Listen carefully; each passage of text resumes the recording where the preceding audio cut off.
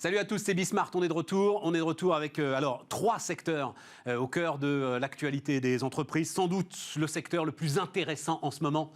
Alors ok, il y a le tourisme, mais enfin tout ce qui se passe du côté du retail est absolument passionnant parce qu'il y a d'un côté la gestion immédiate et puis de l'autre côté, mais j'en sais rien justement, je vais poser la question à l'une des actrices de ce secteur, de l'autre côté peut-être des choses à réinventer, un nouveau retail dans le monde d'après, donc on va parler de tout ça. Service à la personne, alors là forcément vous le connaissez, et si vous ne le connaissez pas vous allez découvrir Guillaume Richard. Guillaume Richard, il a deux choses exceptionnelles. La première c'est que il a une ambition mondiale, mais vraiment chevillée au corps. C'est-à-dire, il ne rigole pas quand il dit qu'il veut être la première marque mondiale du service à la personne. Le Windows du service à la personne. Voilà. Et la deuxième chose, c'est qu'il dit, pour faire ça, mes salariés sont plus importants que mes clients. Voilà. Il le proclame. Mes salariés sont plus importants que mes clients. Et puis on terminera avec l'énergie, Neoen. Comment est-ce qu'on peut être une entreprise de taille intermédiaire et faire la course aujourd'hui aux énergies renouvelables avec les nouveaux géants pétroliers? Ça va nous faire une émission passionnante. Mais donc on démarre avec le retail, on démarre avec Marie Cheval. Bonjour Marie. Bonjour Stéphane. Et ravi de vous recevoir. Donc j'ai écrit le retail en pleine tourmente. Alors il faut prendre la mesure. Donc vous dirigez Carmila. Carmila qui est, alors, on dit régulièrement la foncière de Carrefour. En fait vous avez pris votre indépendance là totalement. En fait on a pris notre indépendance. Carrefour est notre principal actionnaire. C'est ça. Et donc Carmila est propriétaire et exploite des centres commerciaux.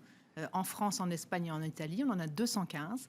Et c'est vrai que la particularité de ces centres commerciaux, c'est qu'il y a toujours un hypermarché Carrefour au milieu de ce centre commercial. Et il n'y a pas encore, justement, dans cette indépendance, l'envie peut-être d'aller chercher... Donc, ces centres commerciaux, mais on va en parler, ville moyenne. Voilà, je regardais la liste de l'ensemble des villes où il y a des centres commerciaux Carmila. Vous êtes en plein dans la revanche des villes moyennes dont on parle. Exactement. On est en plein dans les villes moyennes. On a des centres commerciaux qui sont ancrés dans les territoires, qui sont souvent d'ailleurs le deuxième centre-ville de ces villes.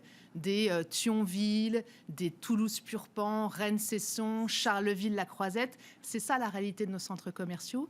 Et c'est des centres commerciaux qui se sont d'ailleurs révélés très résilients l'année dernière, parce que tirés aussi par des activités de service, des activités du quotidien, et puis les hyper Carrefour. Alors, on les disait morts, en fait, ces centres commerciaux. Moi, je me souviens très bien des interviews qu'on pouvait faire, y compris d'ailleurs en partie, je vais le dire, avec votre prédécesseur. L'idée, c'était que, ah ben non, maintenant, c'était le gigantisme. C'était l'événementialisation du retail et du commerce et des centres commerciaux. Oh, et nous, on n'allait pas pouvoir lutter à Romorantin ou à Neulémine. Les centres commerciaux, d'abord, on a l'image un peu des États-Unis, qui sont des centres commerciaux gigantesques, ou bien les centres commerciaux de Dubaï. C'est pas la réalité de nos centres commerciaux. Et nos centres commerciaux, j'ai pas besoin d'aller à Dubaï. On est en région parisienne, là. J'en ai des gigantesques, voilà, extraordinaires. Nous, on est dans une autre réalité. Alors, c'est pas pour ça qu'il faut pas qu'on propose des expériences à nos clients. Les clients, ils attendent aujourd'hui. Les clients aujourd'hui, ils veulent tout. Ils veulent à la fois pouvoir commander en ligne, faire du click and collect, ils veulent aller en magasin, ils veulent avoir des expériences, ils veulent qu'on leur donne des conseils, ils veulent pouvoir sentir, toucher, ils veulent tout, c'est eux qui choisissent. Et donc il faut que l'expérience, elle soit là. Mais l'expérience d'un centre commercial de ville moyenne, effectivement, on arrive avec un mix merch adapté, avec des animations, avec du marketing, à avoir des clients qui sont très satisfaits de ces centres commerciaux-là. Il ne faut pas oublier que pourquoi les clients vont dans un centre commercial, c'est d'abord pour des commerces. Ils y vont d'abord pour ça. En fait, ils y vont parce que c'est pratique. C'était tout le débat. Ils y vont pas parce que c'est rouge, rose, vert, etc. C'était tout le débat de ce qui s'appelait, j'avais appris ce terme, le centre par destination. Mais qu'est-ce que ça veut dire? Ça veut dire qu'on y va parce qu'on a envie d'y aller, parce qu'il va se passer quelque chose. Mais dans nos centres de ville moyenne, vous y allez aussi parce que vous avez envie d'y aller. Sinon, vous n'y allez pas. Et donc, vous avez envie parce que vous retrouvez vos commerçants, parce que vous avez toujours une actualité aussi. Par exemple, nous, on va réouvrir le 19 mai. On a 130 nouvelles boutiques qu'on va ouvrir. Et donc, il se passe toujours quelque chose aussi, même si c'est pas du gigantisme, même si on n'a pas des pistes de ski. Alors, on adorerait le faire, mais c'est juste pas notre modèle. Et voilà. Et donc, nous, on veut faire envie aux commerçants de venir dans nos centres et aux clients de venir dans nos centres. Alors, et ils en sont plutôt contents. On va parler de réouverture et tout ça, mais finissons sur ce sujet, parce que justement, vous mettez le doigt sur la piste de ski. Alors, juste, je le dis d'un mot, et c'est pas pour vous faire parler de vos concurrents, surtout pas. Mais dans la grande fusion Unibail-Rodamco-Westfield, Field, qui a eu lieu il y a maintenant 2 ans, je crois. L'idée, c'était... Alors, je me souviens, il ne nous parlait pas de piste de ski, mais il nous parlait de Rihanna. Voilà. L'idée, c'était, je fais venir Rihanna dans le centre commercial, et avec ça, je crée énormément d'animations, et tout le monde en profite. Est-ce que dans le monde d'après, c'est encore vrai? Voilà. Est-ce que ce commerce gigantesque qui en met plein la vue, c'est encore adapté à la façon dont on va consommer dans 2 mois? Moi, je crois que tout dépend ce qu'on appelle par en mettre plein la vue. Rihanna, c'est peut-être un peu too much, mais il faut quand même qu'il se passe quelque chose dans le commerce. Et donc, moi, je ne dis pas que c'est le commerce plan-plan, qu'il ne faut rien changer et que ça va bien se passer. Après, voilà, il faut savoir dans quelle catégorie on joue, quoi. Donc, nous, on ne joue pas forcément dans Rihanna, même si elle veut venir à Auchy-les-Mines, franchement, elle est la bienvenue. Mais voilà, il faut qu'il se passe quelque chose. Et nous, on travaille comme ça. Il se passe toujours quelque chose dans un centre commercial Carmila. Vous ne pourriez pas la gérer, en fait. J'en sais rien. Vous vous souvenez, il y avait un jour, elle avait eu le malheur de textoter qu'elle était dans l'Eurostar. Vous ne vous souvenez pas de cette histoire?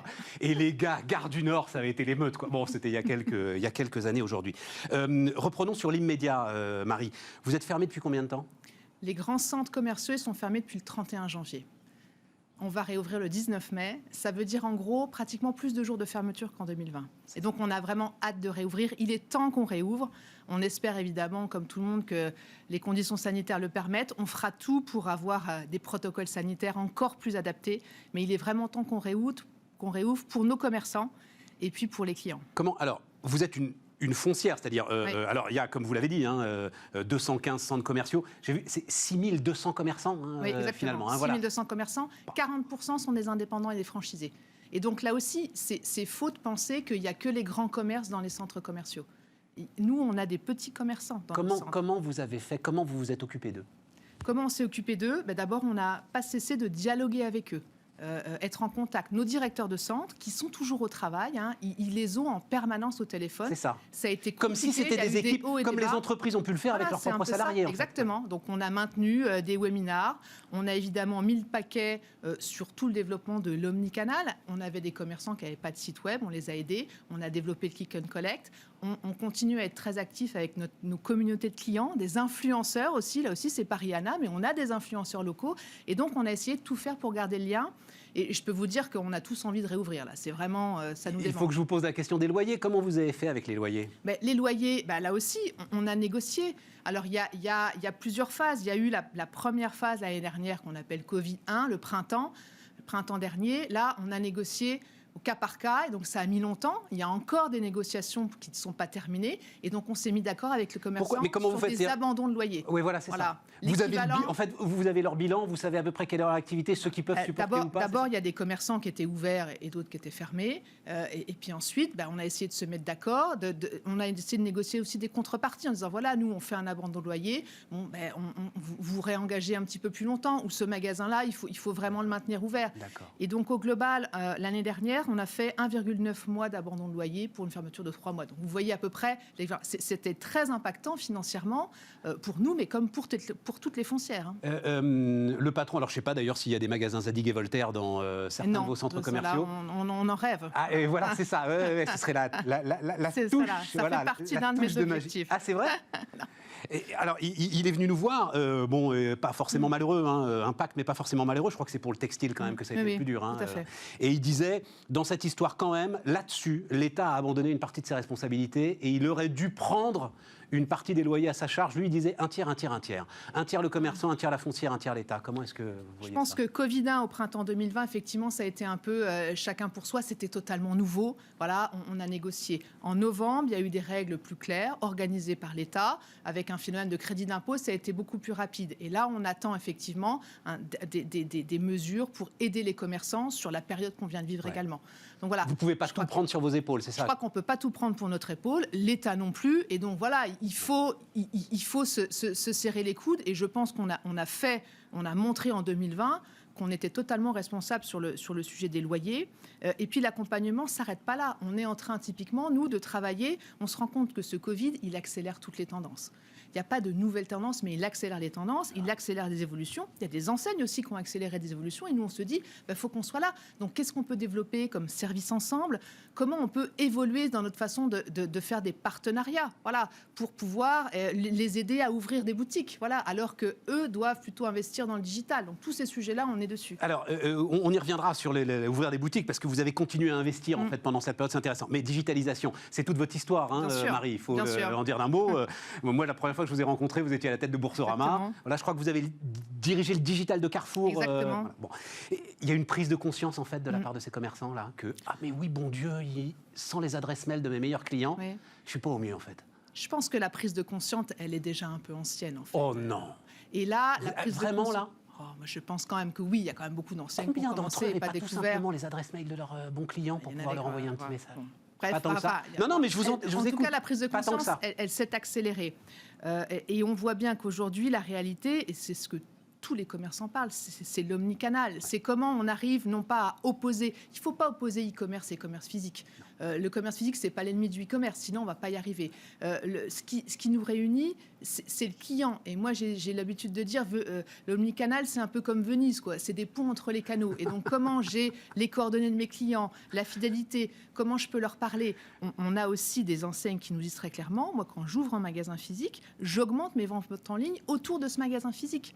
On a des pure players qui viennent dans le physique. Moi, j'ai pas encore vu. Ah oui, alors non, ça vous allez m'en parler, mais là je suis. Non, parce que je suis troublé par votre image de Venise, parce que je me dis, en fait, toute l'idée, c'est de créer quelque part le pont des soupirs, c'est-à-dire que. Oui, alors c'était quand même les condamnés à mort, donc on va plutôt éviter cette métaphore-là, mais bon. J'y pensais plus avec les serments, vous voyez, voilà. Ouais. C'est là qu'il faut créer effectivement un environnement, comme vous dites, un environnement que le digital ne peut pas créer.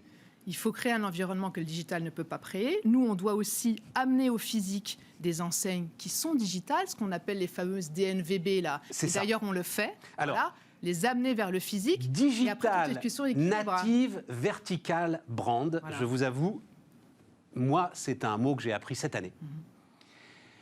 Et donc, vous ouvrez des boutiques d'enseignes qui ne sont que digitales. On s'organise. Ce qui est très difficile pour ces enseignes-là, c'est de franchir le pas. Ouvrir une boutique, ça veut dire prendre un bail, ça veut dire recruter des personnes. Et donc, c'est un gros investissement. Et donc, ce qu'on essaye de faire, c'est de créer des boutiques éphémères et on en met plusieurs ensemble. Voilà. Et ça fait une boutique dans le centre et elles sont relais et ça fonctionne bien. Et donc ça, on veut en faire plusieurs. On a aussi des nouvelles boutiques éphémères. Comment s'appelle ? J'ai pas noté le nom de votre justement. Market, ça s'appelle. Market. Ça s'appelle Market. Voilà, une allusion à Market de Carrefour. Bien sûr. Et on a aussi des nouvelles enseignes. Je vais donner un exemple. Le Repère des sorciers. C'est une enseigne de l'imaginaire d'Harry Potter. On en a créé une dizaine. Là aussi, c'est des enseignes assez éphémères. Ça anime considérablement un centre commercial. Et là, on voit bien que le client, il vient chercher aussi une expérience. C'est assez sombre, il y a du conseil. Et voilà, et c'est ça qu'il faut qu'on réinvente quelque alors, part. Les DNVB, je comprends bien, mais des commerçants malins. Voilà, c'est ça. Des commerçants malins. Et après, ils auront une autre idée. Et puis ensuite, ils vont peut-être se dire, ça fonctionne, je prends un bail plus pérenne. Voilà, et donc il faut, nous, notre idée, c'est aussi d'arriver à mettre le pied à l'étrier de nouveaux commerçants pour pouvoir continuer à animer le centre commercial, parce qu'il faut qu'il se passe tout le temps quelque chose. Si vous allez toujours dans le même centre commercial, que c'est toujours les mêmes boutiques, que ça ne change pas, au bout d'un moment, le client se lasse. Et ils sont d'accord eux-mêmes, les commerçants, pour rentrer dans ce dynamisme qui est... Il faut parfois les aider. Oui, voilà, parfois les aider, et c'est ça aussi notre rôle. Alors, comment on peut les aider ? On peut les accompagner, on peut faire un effort sur les loyers. Et nous, chez Carmila, on a aussi décidé d'investir, de prendre des participations dans certains commerçants, des entrepreneurs qu'on trouve très prometteurs. Et je prends un exemple, la barbe de papa. La barbe de papa, c'est le barbier. C'est très à la mode aujourd'hui. Il y a 3 ans, quand on a commencé à ouvrir des barbes de papa, barbiers français, dans nos fameuses villes moyennes, il n'y en avait pas. C'était nouveau. Français, mais oui. Forcément français. Ça marche très bien, voilà.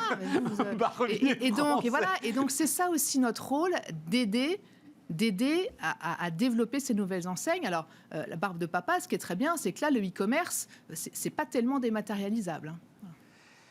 Vous avez une raison d'être, tout le monde a une raison d'être. Là, vous avez une raison d'être. Alors voilà, c'est une magnifique phrase. Simplifier la vie et améliorer le quotidien des commerçants et des clients au cœur de tous les territoires. Exactement. Il y a tous les mots qui vont bien. Est-ce que vous le sentez? Donc, j'en ai dit un mot, mais moi, la revanche des villes moyennes. Est-ce qu'il se passe, parce que vous allez être un très bon témoin de savoir si c'est juste un épiphénomène ou s'il y a quelque chose de profond là? Je ne sais pas si c'est une revanche, mais en tout cas, c'est très important. Enfin, c'est ce qui fait quand même le poumon du territoire. Il y a beaucoup de choses à faire, il y a beaucoup de dynamisme. Je trouve qu'on a souvent une vision trop parisienne des choses. Voilà. Et donc, il faut absolument prendre en compte la réalité de l'activité du commerce des villes moyennes. Pardon, Marie, et il y a beaucoup à faire. Beaucoup de ces villes moyennes étaient en totale déshérence, le sont encore aujourd'hui, en attrition même. À un moment, il y a une espèce de vertige autour du télétravail, de cette volonté de quitter les grandes villes, etc. Voilà. Il se passe quelque chose ou il ne se passe pas quelque chose? Oui, moi je pense qu'il se passe quelque chose. On le voit aussi autour des problématiques de mixité urbaine. Nous, on est à fond dans ces problématiques-là aussi. Vrai. Pourquoi? Parce que les centres commerciaux, ils ont été construits dans les années 70 en périphérie des villes, un peu au milieu des champs. On a construit un parking d'hypermarché, un centre commercial. Et on voit bien que dans beaucoup de villes, ces périphéries, elles ont été rattrapées par la ville. Oui. Et donc, on a aujourd'hui des quartiers entiers dont il faut qu'on fasse évoluer les usages. C'est ça la mixité, c'est-à-dire plutôt que d'avoir un parking en surface, le parking on va le mettre plutôt en souterrain ou l'élever, et puis on va construire un peu de logement, on va désartificialiser certaines parcelles, on va mettre là du coworking, du co-living, bref, ce sont des nouveaux quartiers. Et des projets comme ça, nous on en a 3 très avancés, à Flins, à Sartrouville, à Nantes-Beaujoire, et il y en a, nous, sur notre périmètre, on en a une vingtaine, et donc c'est ça. Et moi, je trouve que dans les tendances qu'accélère le Covid, il y a tout ce sentiment de rapport à la mobilité, à l'environnement également, et il faut qu'on trouve des nouvelles façons de faire. Mais vous allez donner... Alors, c'est Maurice Bancel, le patron fondateur d'Apsis, alors pour le coup, lui, alors centres commerciaux de moyenne taille, certains sont importants, qui m'a dit, forcément, il faut qu'on devienne aménageur de ville. Exactement. Donc, vous dites la même chose, vous, Carmina? Alors, nous, on est exploitant de centres commerciaux, mais il faut qu'on fasse des partenariats ou qu'on acquiert les compétences pour devenir aménageur de ville. On ne fera pas que ça, mais c'est effectivement, dans nos relais de croissance, c'est un relais de croissance très puissant. Et c'est pour ça qu'il ne faut pas opposer les centres-villes et les centres commerciaux. Je pense qu'on fait une erreur en faisant ça. Dans beaucoup de villes, le centre commercial, il fait aussi partie de la ville. Mais il y a, et on va finir là-dessus, il y a en ce moment quand même une espèce de climat, on va dire, hostile aux centres commerciaux, qui est d'ailleurs un peu... artificialisation des sols, commerce à tout prix et tout. Alors, d'abord, il faut... faut pas se plaindre, tant pis, c'est comme ça. Les centres commerciaux, je crois que c'est 2,5% des zones artificialisées en France. Et le commerce, c'est 4%. Donc, on voit bien, on est un espèce de symbole, je ne sais pas pourquoi. Bon, c'est pas... On n'est pas le plus gros artificialisateur. Et puis j'allais dire... 1200 commerçants, quoi, on l'a déjà artificialisé. On représente, je crois que les centres commerciaux, c'est 500 000 emplois en France. Donc voilà, on est aussi un poumon d'activité. Et nous, la simple chose qu'on dit, c'est que tout le monde veut défendre le climat, c'est une évidence. Il faut aussi nous permettre de nous restructurer.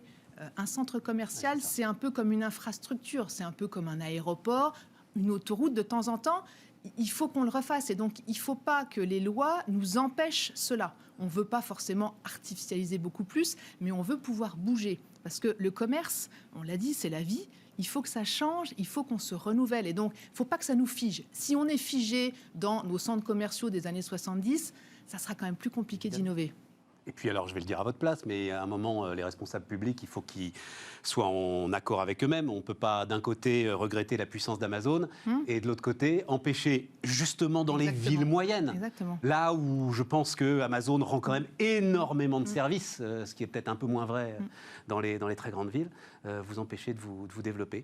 Donc le monde d'après, il est un retail qui va sortir de la tourmente. Un mot, j'ai oublié de poser cette question.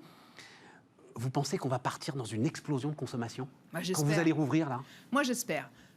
J'espère parce que je pense qu'on en a tous besoin. Et donc, moi, j'y crois. La reprise a été très forte en décembre. C'est ça. Et donc, moi, tous les commerçants que je rencontre espèrent une reprise très forte. Il faut consommer. Voilà, parce que c'est par là aussi d'où viendra le salut. Enfin, il y a 200 milliards d'euros d'épargne. Consommons tous. Je pense que c'est ça aussi qui va permettre une reprise forte. Donc moi, vraiment, je l'espère. Rendez-vous le 19 mai. À partir du 19 mai, après, Voilà, ça prendra encore un peu de temps avant que tout le monde soit à l'aise. Hein, donc voilà. Ah oui, vous ne pensez pas qu'on va... Moi, je pense que ça va dépendre de l'avancée de la vaccination. Puis moi, j'espère le jour où on va nous dire, voilà, on peut y aller. Ça y est, les gars, on peut y aller, quoi. Voilà, et on peut se serrer la main. Merci, Marie. Merci, Stéphane. Marie Cheval, donc, la PDG de Carmila, était notre invitée sur Bismart. Et donc on redémarre, les amis, on redémarre avec Guillaume Richard. Alors ça tombe bien, Guillaume, parce que c'est en sommaire que j'ai dit du bien de vous. Donc comme ça, maintenant, on va pouvoir... Merci. Non, Guillaume, je reste scotché. Je vous la fais à chaque fois. Et puis à un moment, sans doute, un petit peu comme les chanteurs qui ont un grand succès et qui, à un moment, n'en peuvent plus de la chanter devant leurs fans. Mais il faut continuer à chanter toujours le même grand succès devant ses fans. Cette phrase, mes salariés passent devant mes clients. Vous êtes le premier en fait à l'avoir prononcé devant moi. C'était il y a, je ne sais pas combien de temps, 5-6 ans peut-être, Guillaume, on a commencé à se rencontrer, peut-être même un peu plus. Et j'ai entendu petit à petit un certain nombre de chefs d'entreprise la reprendre. Tout à coup, ce capital humain là, et peut-être, et ça va être un des sujets d'ailleurs, on peut commencer avec ça, ce capital humain dans ce qu'on vient de traverser prend une dimension que certains n'imaginaient pas. Est-ce que vous êtes d'accord avec ça, Guillaume ? Oui, bien sûr, mais c'est pas les salariés, c'est les salariés d'abord, parce que je veux aussi m'occuper de mes clients. Je veux super bien m'occuper de mes clients. Il faut que je m'occupe super bien de mes salariés. Oui, mais parce qu'un salarié satisfait, c'est à 99,9% l'assurance d'un client satisfait. Donc, ça y est, elle vous inquiète en fait. Le succès de cette phrase là, ça vous inquiète parce que les gars sont en train de se dire, mais il est fou celui-là, c'est les clients. Non, mais ça m'inquiète pas parce que, mais oui, on met d'abord les salariés. Mais parce qu'on s'occupe vraiment aussi de nos clients. Et pour s'occuper super bien de nos clients, il faut qu'on s'occupe super bien de nos salariés. En fait, c'est un peu la poule et l'œuf. Non, c'est pas la poule. Mais effectivement, en fait, il faut vraiment mettre l'accent sur l'épanouissement de nos collaborateurs. Je vais préciser ma question, Guillaume. C'est pas la poule et l'œuf. Tu as des tas de grandes boîtes qui se sont rendues compte il y a 1 an qu'un certain nombre de gars à qui on ne prêtait absolument aucune attention ont été ramasser les poubelles. Ah, dis donc. Sont rentrés dans les hôpitaux pour réparer la clim. Se sont occupés de leurs parents âgés, se sont occupés de leurs parents âgés. Voilà, étaient là à la caisse avec un truc de plexiglas dont on sait aujourd'hui qu'il servait de toute façon absolument à rien pour qu'on puisse faire nos courses. Ah, dis donc. Ça change tout, ça. Et ces gens-là, aujourd'hui, je peux te le dire, je discute avec eux, leur grande question, c'est ah ben oui, alors ils ne parlent pas de toi forcément, mais ah mais oui, il faut qu'on trouve le moyen de rendre à ces salariés ce qu'ils nous ont donné. Et il faut qu'on trouve le moyen de maintenir cette espèce d'élan incroyable qu'on a traversé pendant 1 an. Oui, bien évidemment. Il y a un besoin qui est un besoin de reconnaissance et de considération.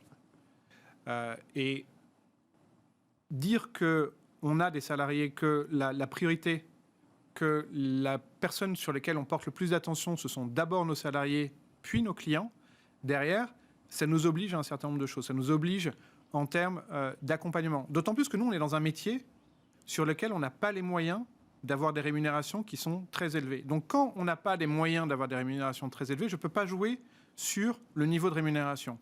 Je ne peux pas jouer sur la valeur des postes. Par contre, je peux accompagner les gens dans leur évolution professionnelle. Ouais. Je peux accompagner les gens dans la qualité de leur emploi. Dans la qualité de l'emploi, dans la façon dont leur agenda est structuré. Alors voilà, par exemple, on n'a pas encore dit, j'ai pas encore précisé si vous n'avez pas suivi le sommaire, on est dans les services à la personne. Hein, tout à fait. Et WeCare a l'ambition, mais on va en parler, d'être une référence mondiale en ce qui concerne les services à la personne. Et effectivement, l'un de tes sujets, c'est des emplois très fractionnés. Une heure d'un côté, 1 heure de l'autre, etc. C'est ça, ça peut être ça. C'était la façon dont ce métier était structuré quand on est arrivé dedans. Or, aujourd'hui, non seulement on a réussi le pari de la quantité, et on a créé plus de 18 000 emplois sur les 15 dernières années, mais on est en train aussi de réussir le pari de la qualité de ces emplois. Ouais. Ce sont des emplois qui sont tous en CDI, ce sont des emplois dont on structure les plannings en fonction de ce que souhaitent les salariés. Et donc, mais ça, tu peux pas toujours, ça. Mais bien sûr que si, on peut. Bien sûr que si, on peut. J'ai des entreprises où, par exemple, on ne fait recruter que des salariés en CDI temps plein. on ne prend que des salariés, CDI temps plein, et on leur fournit une voiture. C'est par exemple une entreprise qu'on a créée qui s'appelle la Compagnie des Lavandières. Elle ne fonctionne qu'avec des salariés en temps plein. Je n'ai aucun salarié à temps partiel. Et qu'est-ce qu'elles font, ces lavandières? Elles font l'entretien de la maison. D'accord. Et elles font, sur 35 heures, elles sont structurées aussi en petites équipes avec des niveaux de rémunération qui sont 20 à 25% supérieurs à ce que l'on trouve habituellement sur le secteur, parce qu'on a aussi structuré de façon vraiment particulière, avec que des gens en temps plein, parce que ça coûte moins cher d'avoir un salarié à temps plein qu'un salarié à temps partiel. Petite équipe, elles sont autonomes, c'est une BU, quoi. Absolument. Avec un système d'autonomie. Donc ça ne s'adresse pas à tout le monde, ça s'adresse qu'à des salariés qui veulent du temps plein, qui ont une certaine capacité à être autonomes, qui ont moins besoin d'encadrement que d'autres. Et puis à l'inverse, j'ai d'autres entreprises sur lesquelles je peux proposer des temps pleins ou des temps partiels, mais en ayant un minimum d'heures de travail. Par exemple, chez O2, il faut au moins être capable de nous proposer une vingtaine d'heures par semaine, parce qu'en dessous, en fait, c'est pas rentable d'avoir un salarié à temps partiel. Vous proposez une vingtaine d'heures par semaine, c'est-à-dire que c'est la personne qui va arriver en disant je peux travailler à telle heure, à telle heure, à telle heure, à telle heure. Bien évidemment, c'est toujours comme ça que ça fonctionne. C'est toujours comme ça que ça fonctionne. On ne peut pas être dans un système où on impose les choses. Parce qu'à ce moment-là, le turnover est considérable. Parce qu'à ce moment-là, le turnover est considérable, parce que on est dans un métier dans lequel, quand un salarié s'en va, il y a un tiers de ses clients qui partent. Donc, j'ai intérêt à faire en sorte... Pourquoi est-ce qu'ils partent?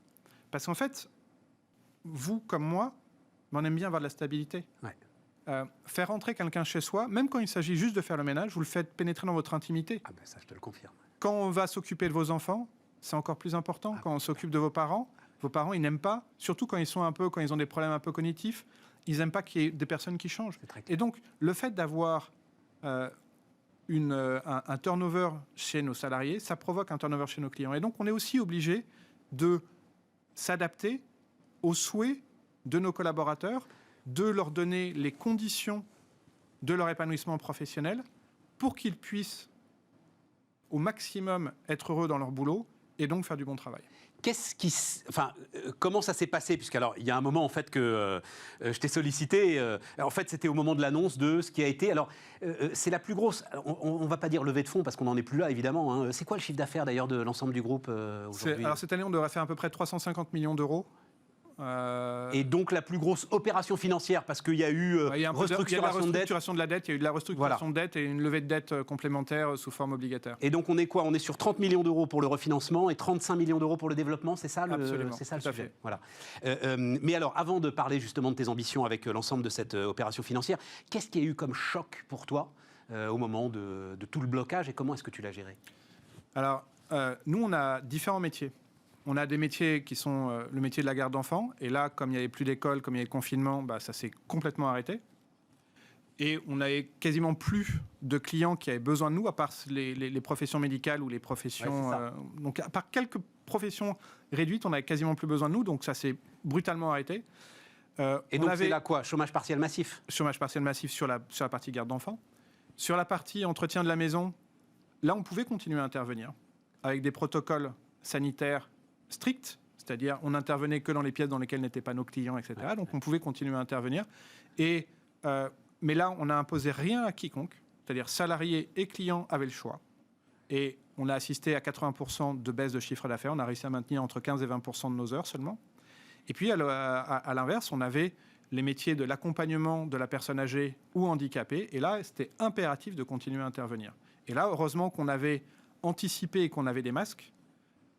Et donc, on a pu continuer. Tu avais anticipé, mais tu avais anticipé quoi? En fait, on avait anticipé à partir de février. On avait passé des commandes de masques. Tu as compris qu'il allait se passer un truc? En fait, on avait surtout, oui, mais on avait quand même des informations de la part de l'étranger, comme quoi la situation n'était pas forcément ultra rose. Tout à fait. Et donc, on avait commandé 180 000 masques chirurgicaux. Donc, on avait aussi des FFP2, mais les FFP2, ils ont été saisis par l'État, c'est autre chose. Les masques chirurgicaux, eux, on a pu les récupérer avant. Comme on les a récupérés fin février, en fait, on les avait dans nos stocks, on a pu les utiliser pour continuer à faire des interventions auprès des personnes âgées et handicapées dans des conditions de sécurité qui étaient acceptables. Je discute là. Il a fallu, en fait, ça a été assez compliqué malgré tout parce que il a fallu expliquer à nos franchisés, parce qu'on a aussi des franchisés, on a 50% de succursales et 50% de franchises. Et les franchises sont dirigés par des entrepreneurs individuels qui n'étaient pas forcément des entrepreneurs auparavant. Et donc, ils se prennent ça comme choc. T'as raison. Avec tout le côté émotif. T'as raison. Et là, il a fallu les accompagner pour leur dire, voilà ce qu'on en peut faire. Voilà comment on va faire. PGE, pas pour les PGE, rassurer, pour les chômage rassurer. partiel, pas chômage partiel. Ouais, et puis surtout, Toutes ces continuité décisions-là. d'intervention. Continuité d'intervention. Continuité d'intervention, il a fallu rassurer, il a fallu expliquer, il a fallu faire de la pédagogie avec les salariés, avec les franchisés. Il a fallu aussi tout de suite, alors au début c'était un peu une énorme bravade. Ça a été le 16 au soir, Macron annonce confinement, le 17 matin, comité exceptionnel. Et là, bravade du chef d'entreprise, je dis à toutes mes équipes, bon, alors en chinois, il paraît que crise s'écrit de la même façon qu'opportunité, donc on va s'en trouver. Ah, bam, tac. Le truc, voilà. J'adore. J'en peux plus de cette phrase. Tu vois, Crise, opportunité, ouais, c'est le ça, même idéogramme, voilà, mais arrête, quoi. Le machin tarte à la crème, sauf que derrière, eh ben, toi, tu dois arriver le 17 au matin, la patate à fond, en disant à tous tes mecs, bon, alors on va réfléchir à toutes les choses qui vont faire qu'on va sortir de la crise beaucoup plus fort. Et au début, toi, tu dois être celui qui donne l'impulsion, celui qui emmène les équipes en leur disant, voilà ce qu'on va faire. Et vous allez réfléchir tout azimut. Et la première des choses que je vais vous demander, déjà, c'est qu'on a 14 000 personnes qui vont être au chômage partiel aujourd'hui. Plutôt que de les payer à 84% du SMIC pour ne rien faire, on va les payer à 100%. On va les payer à 100%, mais on va leur demander de se former. Et ça, donc, on a envoyé tout le monde. dans le cadre du chômage partiel, ça, t'avais le droit. Ben non, au départ, c'est toi en tant qu'entreprise. Ah oui, d'accord. Ah oui, moi, je ouais, dis, ah non, je pensais que tu compensais le chômage partiel. Ah, mais non, mais je non, dis, non, on non, complète, on complète. Oui, tu complètes, voilà. On complète. Et on va, au lieu qu'ils fassent rien, donc on va compléter. Donc ils ne sont pas en chômage partiel, donc Et ils ne sont pas à rien faire, ouais, c'est ça. mais ils vont se former. Donc ça nous va nous coûter l'écart entre le 84% et le 100%, mais on leur impose de se former. C'est du temps de travail effectif. Ils sont pas... Et donc on va les... Et ça, un an après, ça a donné des résultats, ça? Mais carrément. Vas-y, exemple. Mais carrément, parce qu'en fait, on est incroyablement plus performant.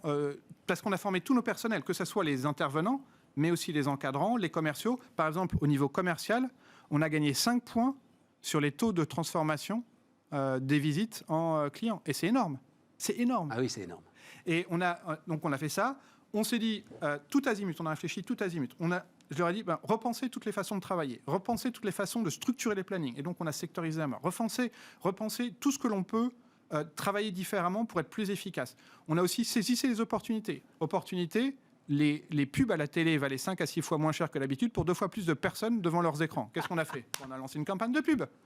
Tu vois, on a fait plein de choses comme ça. On a refait le site internet, on a profité. Imagine, tu sais, c'est des discussions qu'on avait auparavant, avant le confinement, où on se disait, imagine un peu, on pourrait geler le temps pendant un mois, qu'est-ce qu'on en ferait? Ouais. On avait ce type de conversation, on avait ce type d'échange en se disant, pendant un mois, on gèle le temps. On gèle le temps pendant un mois et on peut retravailler son entreprise, sa façon de travailler, on peut se former. Qu'est-ce qu'on en ferait? Tu sais, l'image, c'est Laurent Vimon, le patron de Century 21, qui a utilisé cette image pendant la tempête, les marins réparent les filets. Voilà, c'est exactement ça. Hein. Le bateau ne peut pas sortir, on va réparer les filets. Alors donc, 30 millions de refinancement, 35 millions pour le développement. Pourquoi faire? Pourquoi faire? Tu as toujours ton ambition d'être la marque référence mondiale. Ah mais non, mais c'est l'autre truc de dingue que tu proclames depuis des années. Ah bah oui, mais c'est le Windows du service à la personne. Alors, je ne sais pas si c'est le Windows, mais en tout cas, en 2005, on faisait 250 000 euros de chiffre d'affaires. Et le numéro mondial faisait 3,5 milliards de dollars. Et on s'est dit, on se donne 30 ans pour être numéro 1 mondial. En 10 ans, on doit être numéro 1 français. En 20 ans, numéro 1 européen. Dans 30 ans, on est numéro 1 mondial. Et donc là, on est en 2021. Donc ça fait 16 ans. Donc on est un peu plus qu'à mi-chemin. Tu dois bientôt être numéro 1 européen, alors? Oui, on n'est pas, je pense qu'on n'est pas super loin. Et puis l'objectif, c'est de devenir, ça reste toujours le même enjeu, la même ambition, le même cap. Mais ça veut dire par exemple qu'il va falloir. Alors, tu l'es peut-être déjà, d'où WeCare d'ailleurs, marque internationale. Mais les États-Unis aujourd'hui, pour toi, tu y es, tu vas y aller. Tu n'y es pas encore. Voilà. On n'y est pas encore, mais là, l'objectif, effectivement, c'est de renforcer la France, et de renforcer la croissance organique, et de renforcer la croissance externe, et puis d'aller aussi trouver, acquérir d'autres entreprises à l'international. Parce que si on veut être numéro 1 mondial, on ne peut pas l'être en restant juste en France. Tu sais qu'il y a des histoires de croissance incroyables qui se sont brisées sur le rêve américain quand même. Hein. Mais on ne va pas forcément aux États-Unis. D'accord, ouais, c'est ça. C'est vraiment le truc. J'ai des histoires en tête où il y a des boîtes que rien n'arrêtait. et qui ont failli calancher quand même. En fait, on n'est pas sur les États-Unis en priorité, parce que les États-Unis, c'est l'Europe un marché d'abord, qui est absolument gigantesque. Ouais. C'est l'Europe. En fait, on a des pays sur lesquels on est un peu volontariste, mais on a surtout beaucoup de trouver les bonnes personnes. Parce qu'on est dans un métier qui est fondamentalement humain. On est dans un métier où c'est des hommes et des femmes qui rendent service à des hommes et des femmes à leur domicile, encadrés par des hommes et des femmes. Donc on est vraiment dans un truc profondément humain et dans un métier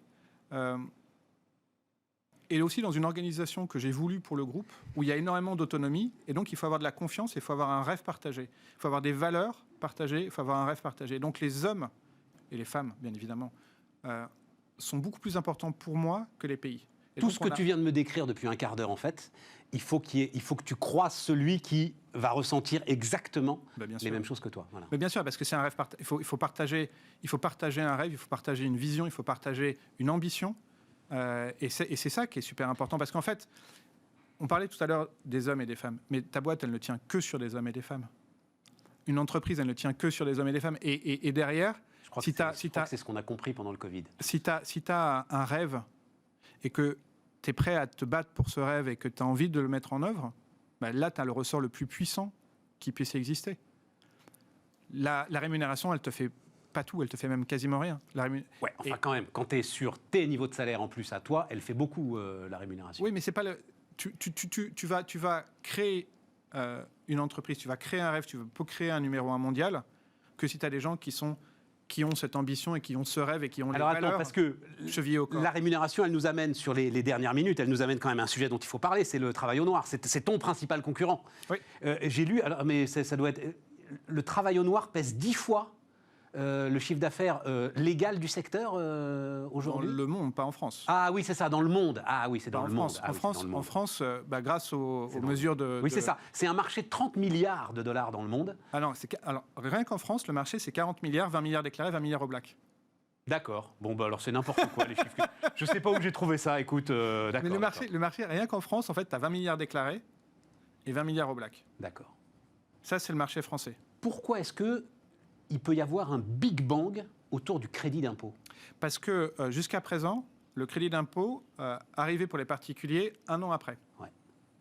Et à partir d'avril de l'année prochaine, il y a une expérimentation qui est en cours dans le Nord et à Paris, le crédit d'impôt sera instantané, immédiat. C'est-à-dire que le seul avantage qui perdurait pour le travail au noir, c'est-à-dire le fait qu'on paye tout de suite 100% de la somme. Je paye 30 €, je vais automatiquement en recevoir 15.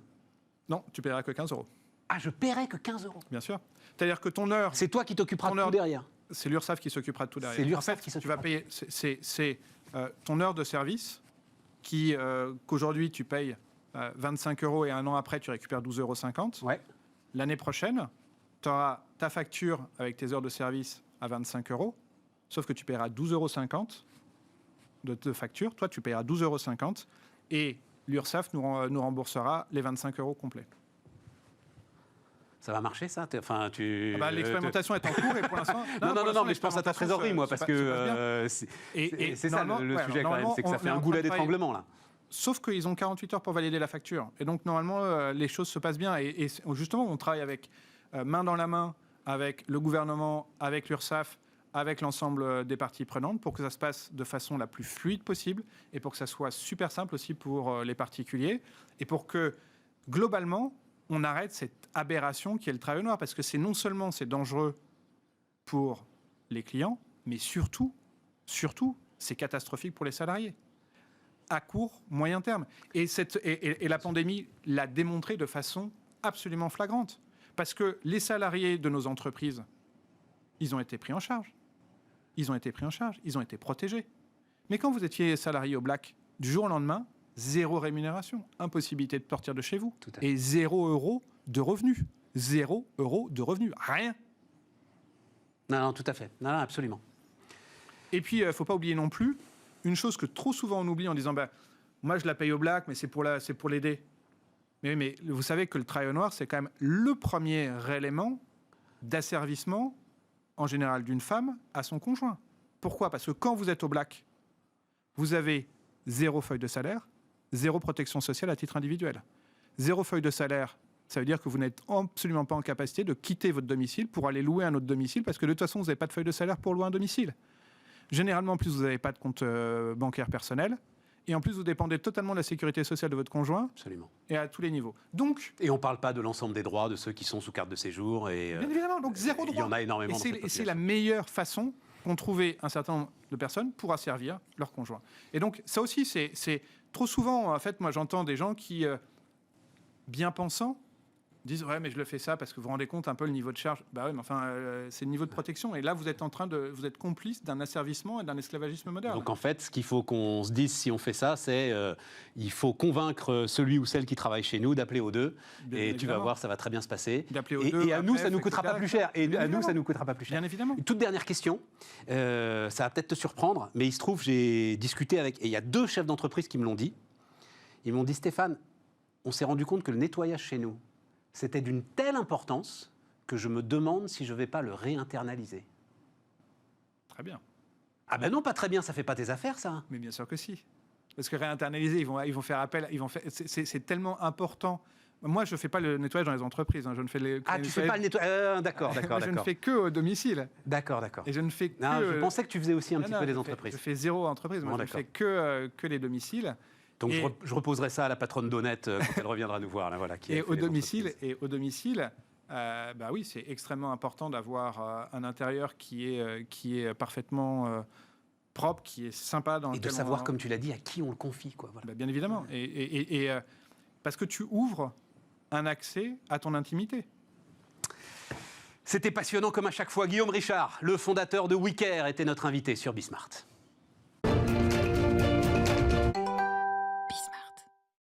Et on repart les amis, on repart avec Xavier Barbaro, le patron de Neoen. Bonjour, Bonjour Xavier, ravi de vous recevoir. Donc on va raconter la bataille de l'énergie verte.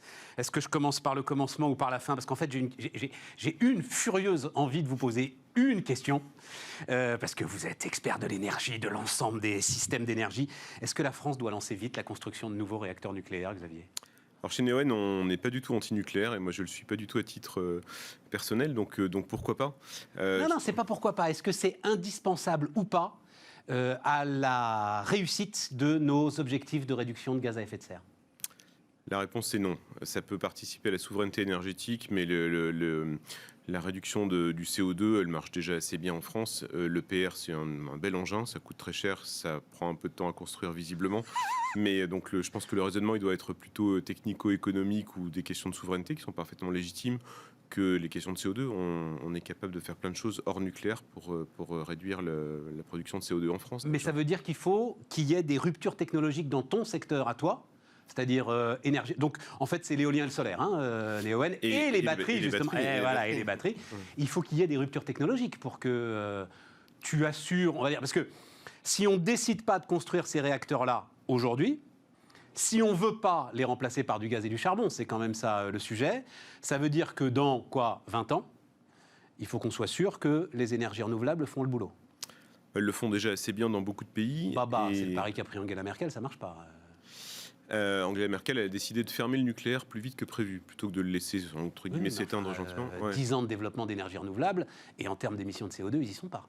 Pas du tout. Ils n'y sont pas parce qu'ils ont remplacé le nucléaire par du charbon, et qu'ils ont voulu le faire très vite. Mais oui, mais ils n'avaient pas le choix, justement. Cette décision post-Fukushima, effectivement, il y avait une dimension politique. Non, ce que je veux dire, ce que tu dis, ils auraient pu sortir du nucléaire beaucoup plus lentement, et à ce moment-là, pas compensé par du charbon, c'est ça que... Exactement. Je pense que l'enjeu pour la France, il est de laisser le nucléaire voir sa part se réduire graduellement, laisser le solaire, l'éolien, le stockage monter graduellement, sans avoir une rupture brusque, comme l'a voulu l'Allemagne, en disant en fait le nucléaire j'arrête, et du coup j'utilise du charbon en attendant que le renouvelable décolle complètement. Mais c'est pas simple, vraiment. L'énergie, que ce soit le nucléaire, le renouvelable ou le charbon, etc., ça s'inscrit dans des temps longs. Donc c'est sûr qu'il ne faut pas être fébrile et il ne faut pas réagir, on va dire, de manière épidermique. Fukushima a été un drame et il n'y a pas de débat là-dessus. Mais la situation du nucléaire en Allemagne comme en France, elle n'est pas la même que celle de la Russie ou du Japon. Non, évidemment, non. C'est pas mon sujet. Mon sujet, c'est...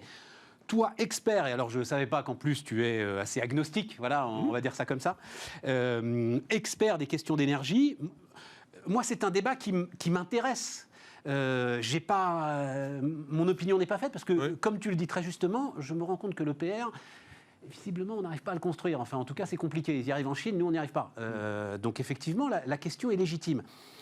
Mais il faut que dans 20 ans, il y ait l'ensemble de l'arsenal technologique pour, entre renouvelables et batteries, nous garantir qu'on pourra se passer du charbon et du gaz. Moi, je pense que dans 20 ans, le parc nucléaire actuel peut encore très bien fonctionner. Enfin, ce sont des centrales qui vieillissent assez bien, centrales nucléaires, donc on peut les prolonger. D'ailleurs, on ne sait pas encore complètement comment les arrêter, donc dans ce cas-là, autant les prolonger. Et puis, ça peut continuer à produire de manière décarbonée, massive, beaucoup d'électricité. Donc, le parc nucléaire actuel, il est plutôt bien portant, il est appelé à bien vieillir. Est-ce qu'il faut tout de suite reconstruire des EPR ? On peut en construire un de plus, on ne prendra pas beaucoup de risques, mais s'imaginer qu'on va en construire 10 de plus ou 20 de plus, dans 20 ans, justement, le renouvelable d'un côté, donc à la fois en termes de production, le stockage par batterie, le fait que il y aura une meilleure maîtrise de la consommation, il y aura aussi des réseaux intelligents qui permettront de s'adapter. Aujourd'hui, on est obligé de dimensionner le parc de production en fonction de la pointe de consommation. On peut imaginer que dans le futur, en fait, on va arriver à baisser la pointe. Et si on arrive à baisser la pointe, au lieu d'avoir plein de centrales qui finalement ne tournent pas tout le temps, on en fera déjà un meilleur usage. On arrive à baisser la pointe grâce à l'efficacité énergétique et grâce à des dispositifs d'effacement qui vont être de plus en plus efficaces. Déjà des dispositifs de signal aussi, enfin en gros, que la partie production puisse dire au chauffage chez toi, chez moi, en fait, pendant les 2 prochaines heures, baisse de 2 degrés, parce que comme ça, on passe la pointe, et c'est assez indolore dans un foyer. Ouais. Donc tout ça, on peut imaginer, et c'est pas de la science-fiction, ça se met en place dès maintenant, et ça portera ses fruits déjà dans 5 ans ou dans 10 ans, on parle même pas de dans 20 ans, être capable de lisser la pointe d'un côté, de mieux communiquer entre production et consommation, d'avoir des batteries comme celles que fait Neoen qui font un peu le liant, c'est quelque chose qui est en train de se mettre en place et qui marche bien. Alors, allons-y sur ces batteries. Donc, c'est avec Tesla en plus. Waouh. Pas que, mais ça fait un petit waouh effect quand même, non ? Quand on dit, écoutez, moi je bosse avec Elon Musk. Il est venu 2 fois voir nos centrales, donc c'est vrai. Petit waouh effect. Donc, mais quand je lis, alors. C'est une deuxième batterie géante que vous faites en Australie de 300 MW. Qui est 3 fois plus grande que celle qu'on avait déjà faite en 2017, qui était déjà la plus grande. Donc on continue à battre des records, non pas pour le plaisir de battre des records, mais parce que ça remplit des vrais besoins. Et donc ça veut dire, quand on fait une batterie de 300 MW, ça veut dire qu'elle est capable de délivrer une puissance comparable à une centrale de 300 MW au moment où on lui demande de lâcher de l'énergie. Oui, alors la nôtre, par exemple, qu'on construit près de Melbourne, elle va être capable de restituer 300 MW pendant 1h30. Et pendant 1h30, il y a le temps de faire plein de choses sur le réseau. Et 300 MW, c'est le tiers d'un réacteur nucléaire. Donc on peut même dire que c'est des petites centrales à gaz dont on disait qu'elles pourraient être les périodes de pointe, par exemple. Bien sûr. Voilà, et 300 MW, c'est la puissance qui est consommée par les 300 000 habitants de Bordeaux, par exemple. Donc, oui, mais pas pendant 1h30. Non, bien sûr, mais pendant 1h30, à nouveau, on peut commencer à remettre des barrages en mouvement, on peut faire plein de choses. Enfin, ça met... une batterie, ça met du liant dans le système. C'est pas fait pour produire pendant toute la nuit ce qu'une centrale solaire ne va pas produire. C'est fait pour justement mettre de la fluidité. Et l'emprise au sol ? C'est pas une emprise au sol considérable ? C'est tout petit. C'est vraiment tout petit. C'est assez étonnant. Ça prend l'équivalent d'un demi-terrain de foot. Donc je sais pas quoi, mettons un ouais, mais pour le dire autrement, un magasin Décathlon. Enfin voilà, on n'est pas en train de dire, quand on regarde à la périphérie de n'importe quelle ville, grande, petite, australienne, française, les zones commerciales à perte de vue, la plus grande batterie au monde, elle va prendre l'équivalent d'un grand magasin. Est-ce que c'est pas quand même un peu ça le sujet des énergies renouvelables ? Alors en plus, vous, Neoen, vous voulez pas aller dans l'éolien en mer, tu me diras pourquoi tout à l'heure, mais est-ce que c'est pas ça quand même le sujet ? Il se trouve que là, j'ai vu aujourd'hui, visiblement, ce qui est la plus importante centrale solaire de France, qui est installée sur une ancienne grande base militaire. La deuxième, la première c'est la nôtre. La première c'est la vôtre. À Bordeaux, oui. Voilà, donc la deuxième, pour 25 000 personnes, mais bon Dieu, une emprise au sol, mais considérable. Est-ce que c'est pas un sujet, ça, quand même ? Alors c'est un site qu'on connaît bien, parce qu'on avait nous-mêmes travaillé là-bas. C'est où déjà ? C'est dans la Meuse. C'est dans la Meuse, voilà. Ouais. Et c'est une emprise qui ne servait pas à grand-chose. D'accord. C'était ni en concurrence avec de l'agriculture, ni en concurrence avec d'autres usages. C'est une ancienne base militaire canadienne. Bon, donc elle ne servait pas à grand-chose et c'est typiquement un bon usage de ce foncier-là. La plus grande centrale solaire en France, qui est celle faite par Neoen en 2015 à Cestas, près de Bordeaux, elle occupe 250 hectares pour 300 mégawatts, donc c'est une production très importante. 250 hectares, finalement, c'est pas tant que ça. Si on avait ne serait-ce qu'une par département, à nouveau, c'est tout petit. Quand on regarde, quand on va sur Google Earth, quand on regarde continue. la Si Gironde, on en a une par département, eh ben, on aurait déjà 30 gigawatts en France. C'est beaucoup. Enfin, c'est aujourd'hui. c'est une dizaine de PR, quoi. Hein. Oula, qu'est-ce que je dis, moi, une vingtaine de PR, 30 gigawatts, allez, 15 Exactement, de une PR, vingtaine de réacteurs. Alors après, une il n'y vingtaine de a, réacteurs, pas la même production continue. Ouais. Mais donc, c'est une toute petite occupation. Tu vas voir sur Google Earth la Gironde, tu vois une toute petite tache bleue, toute petite, une tête d'épingle, et ben c'est la plus grande centrale solaire de France. C'est vraiment pas en train de prendre une surface inutile, en tout cas par rapport à tout ce qui est fait par ailleurs avec le foncier, que ce soit des zones commerciales, que ce soit des zones pavillonnaires. L'énergie, en fait, même dans sa forme peut-être entre guillemets la plus envahissante, je m'auto-caricature volontiers, que ce soit l'éolien en mer, l'éolien terrestre, le solaire, en fait ça ne prend pour de vrai pas tant de place que ça. Pourquoi tu veux pas aller dans l'éolien en mer? C'est un choix qui est pas du tout un désaveu de l'éolien en mer. On a laissé ça à d'autres. D'ailleurs, on a regardé C'est un à choix une époque. capitalistique, non? C'est parce que Ouais, ça ce sont coûte des très très cher. grands Ouais, projets c'est ça. qui prennent très longtemps et qui en général se font en consortium. Nous, ce qu'on aime bien faire, c'est avoir une centrale de 50, 100, 200, 300 mégawatts et qu'elle soit à nous, plutôt que de faire une centrale 3 ou 4 fois plus grande et qu'on ait 3 ou 4 à réaliser. Tu opères dans 14 pays, 4 continents, 4... Alors j'ai noté 4 milliards d'euros de capitalisation, c'est encore vrai ça? Oui, c'est ça? Oui, c'était encore vrai ce matin. J'ai dû regarder vendredi en préparant l'interview. Voilà. Non, parce qu'il y a eu, au moment de l'annonce d'une augmentation de capital, il y a eu un petit OK des investisseurs sur... voilà. Comment est-ce que, donc, on l'a dit, hein, des éoliennes, des centrales solaires, comment est-ce qu'une entreprise de taille intermédiaire, on est au cœur de ce que veut faire Bismart, comment est-ce qu'une entreprise de taille intermédiaire peut maintenant, comme toi, se battre contre, je vois les projets de Total, là, c'est 10 gigawatts par an qu'ils veulent faire Total en énergie renouvelable. Je pense que l'ensemble des grandes majors pétrolières sont dans la même logique, avec toute leur capacité d'ingénierie qu'on connaît et de mobilisation de capitaux. Voilà, la place d'une entreprise de taille intermédiaire là-dedans. Alors d'abord, c'est bien, d'une certaine manière, ça valide notre modèle, hein, donc ça montre qu'on ne s'était pas trompé en faisant du renouvelable. Ensuite, c'est un secteur qui a des besoins immenses. On parle dans le monde à peu près 200 milliards de dollars d'investissement chaque année dans le renouvelable. Donc super, mettons que Total en prenne 10 sur 200, mettons que Iberdrola en prenne 15 sur 200, mettons que je ne sais pas quel Chinois aille en prendre 20 sur 200, il y a encore de la place. Hein, donc ce ne sont pas les 10 plus grands pétroliers. J'imagine qu'il y a, comme dans tout business, il y a les meilleurs emplacements, les meilleurs éléments. Pas forcément, parce que chacun a sa logique. Donc chaque pays va faire du renouvelable, je pense que ça c'est une vérité, c'est un credo chez nous. Et quand on est Total ou quand on est Iberdrola ou autre, je pense qu'il y a une forme d'ego qui est d'aller dans des grands pays, qui est aussi d'aller dans les pays qui par exemple font du pétrole parce qu'il y a une forme de proximité culturelle pour ces gens-là. Je prends des exemples. Neoen, on est très actif en Finlande, on est très actif au Salvador, dans des pays où on a fait des belles choses et des grandes choses. C'est typiquement pas le terrain de jeu naturel d'un Shell ou d'un Total. Donc on peut coexister d'abord en étant dans des pays différents. Ils sont en Norvège, d'ailleurs. Et voilà, exactement. Et puis, on peut, à l'intérieur de pays où on se fait concurrence, on peut là aussi bien vivre ensemble. Non pas qu'il y ait des ententes, bien évidemment, mais parce qu'on a chacun un peu son karma. Donc, nous, on fait des batteries. Ils font peut-être des choses type éolien en mer parce qu'ils aiment bien, ça les ramène au cas des plateformes pétrolières. Bien sûr, ils ont une expertise là-dessus. On est aussi, même à l'intérieur de pays où on est présents tous les deux, on est souvent sur des créneaux différents, aussi en termes de taille. Eux, ils aiment bien des choses très grandes, nous, on fait des choses moyennes. Donc, on coexiste assez bien. Donc, vous avez le mammifère Neoen là, qui vit assez bien au milieu des quelques dinosaures. Ça, on verra à la fin.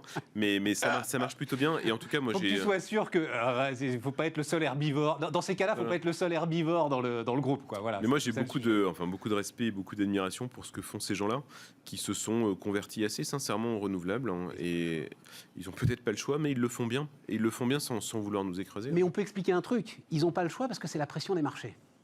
À un moment, ils vivent de grands projets, de capitaux, et à un moment... il y a quelques Américains qui continuent à faire pétrole Uber alles. Les Exxon, les Chevron, ils ne se sont pas du tout mis à faire du renouvelable.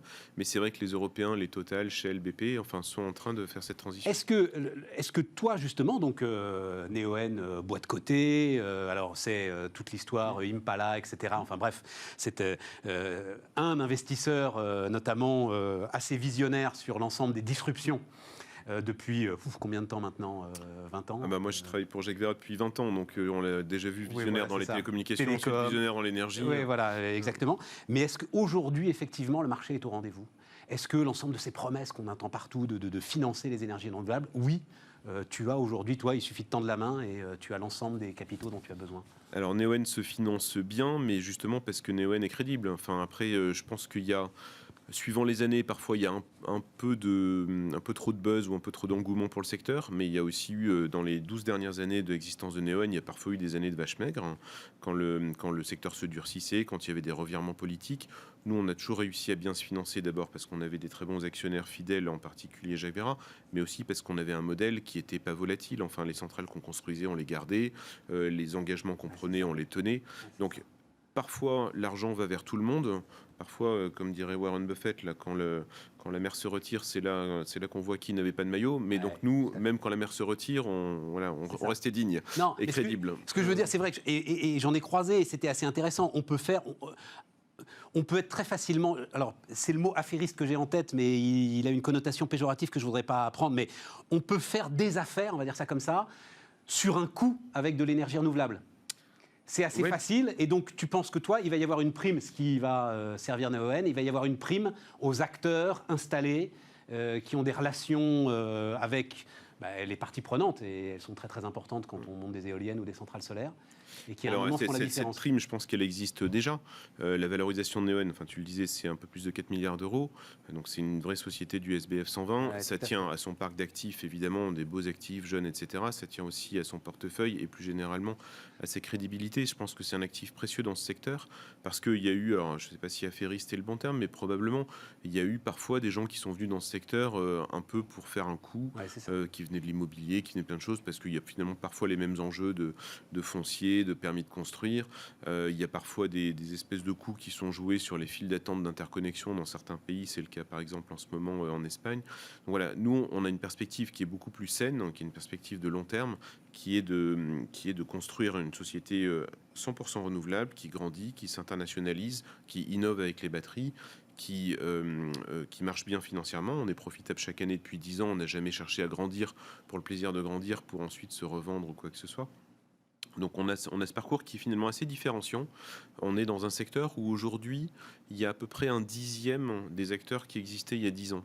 Donc on peut dire c'est un secteur qui marche bien, c'est vrai, et en même temps il a été très darwinien, et les affairistes, ou je ne sais pas comment on peut les qualifier, mais le terme est pas mal, les affairistes ont fini quand même par se faire sortir du jeu, et c'est très bien. Darwinien, voilà, on a eu les dinosaures, les mammifères, et on finit avec Darwin. Xavier Barbaro, donc le PDG de Neoen, était notre invité sur Bismart. Merci Stéphane.